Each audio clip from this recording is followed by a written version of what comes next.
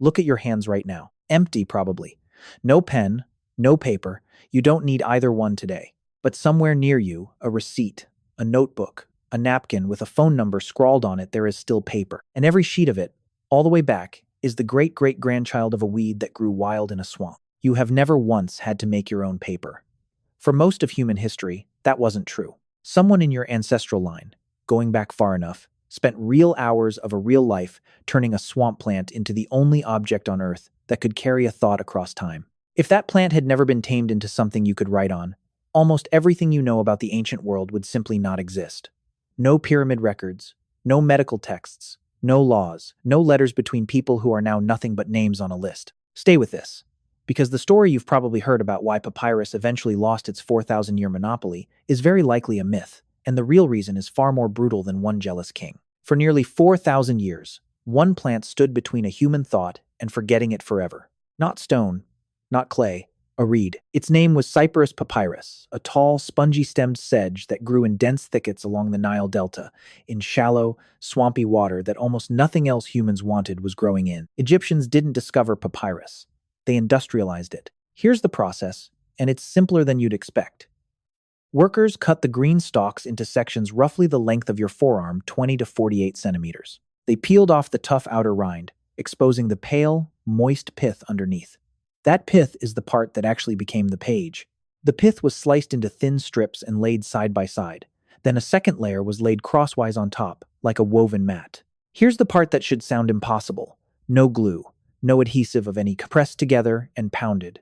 The cells inside the pith swelled, locked into each other, and fused as they dried in the sun. Then a worker polished the surface smooth, usually with a stone or a shell, until it could take ink without bleeding through. Individual sheets were pasted edge to edge, usually about 20 to a roll, into scrolls that could stretch 30 feet long or more. Most of Egypt's supply reportedly came from two specific regions of the Delta. The Romans later recorded by name the Sebennytic and Saitic districts, meaning this wasn't scattered village craft. It was something closer to an industry, with known production zones, centuries before most civilizations had a writing system at all. Archaeologists have found a blank, never-used papyrus roll in an Egyptian tomb dating back nearly 2,900 years before the Common Era. The technique was already mature before most of what you'd call ancient history had even started. So picture the actual workshop.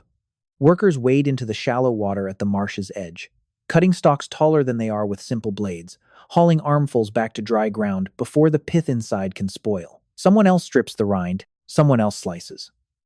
Someone else lays the strips out crosswise on a wet board, in a rhythm they've repeated thousands of times, because one badly aligned layer ruins the whole sheet. There's no factory noise, no machinery, just hands, water, and a plant, turning a swamp into the beginning of written history. But that's not the strange part.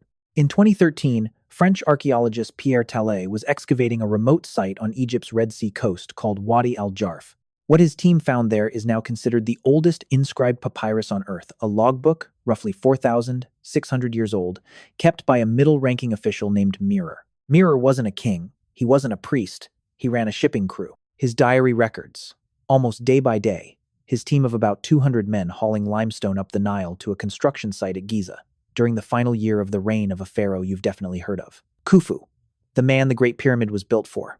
Because a strip of reed pulp survived 4,600 years in the desert, historians now know the name of the pharaoh's own half-brother, Ankh, who personally oversaw the construction. That's a detail no monument and no carved hieroglyph ever recorded.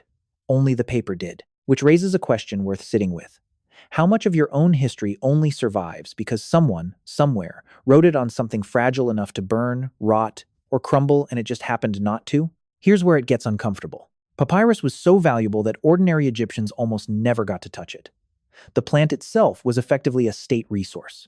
Some historians trace the very word papyrus back to an Egyptian root, meaning roughly that of the pharaoh, because the central government controlled the swamps it grew in and the workshops that processed it.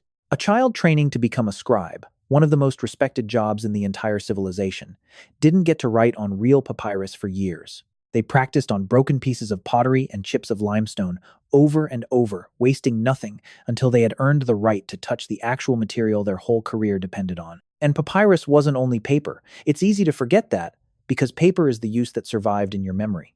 The Greek historian Herodotus recorded that Egyptians ate the root of the plant, roasted, the way you might eat a potato today. Fishermen and hunters built entire boats out of it, bundled stalks, lashed tightly together, light enough to skim across shallow marsh water where a wooden hull would run aground. People wove it into rope, mats, and sandals so sturdy that archaeologists have pulled examples out of the ground, still intact after thousands of years. Bundles of papyrus stems even became a religious symbol.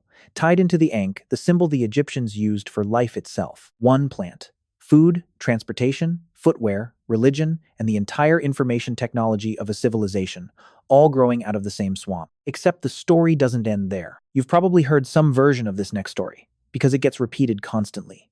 That a jealous Egyptian king worried a rival library in the city of Pergamon might outshine the Great Library of Alexandria, banned papyrus exports out of pure spite, and that this forced the king of Pergamon to invent parchment made from animal skin just to keep his shelves filling with books. It's a great story.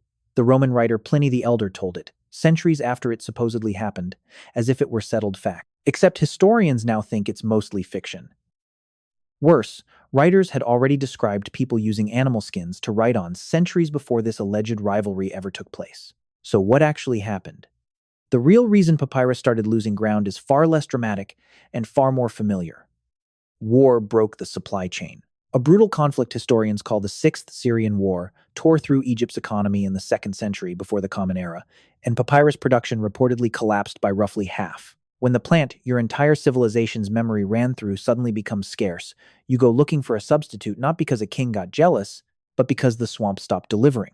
Not long after, a scholar named Crates of Malice is said to have carried parchment books from Pergamon into Rome, and the alternative material started spreading from there. Parchment filled the gap for centuries. True paper, invented independently and eventually spreading from China through the Islamic world, later replaced them both. Papyrus finally faded out of common use by around the 11th century after a run of roughly 4,000 years. But here's what never actually left. The Phoenician port that shipped Egyptian papyrus out across the Mediterranean was called Byblos. The Greeks who bought their scrolls there started calling any papyrus roll a byblos, and eventually a biblion. A book. That word is still living inside your language right now. Bible. Bibliography. Every biblio, word you've ever used in your life, is a fossil of a trade route that once existed to move dried swamp reeds from Egypt to Greece. And the word paper itself isn't a coincidence either. It's not similar to papyrus by accident. It is papyrus, worn down by a few thousand years of different languages, passing the word hand to hand, the name outliving the plant by centuries. Your hands are empty right now. No pen, no paper, no need for either. But the last 5,000 years of human memory ran through a weed that grew wild in a swamp nobody thought was special, until someone figured out how to peel it, slice it, cross it, and press it into something a thought could survive on. Every book you've ever finished, every document with your name on it, every version of yourself that's ever existed on paper, since ancient scribes first started pressing reed pulp into sheets. You wouldn't remember any of your own history without a plant. Most people today have never even seen growing, which means, in a very real way, neither would you.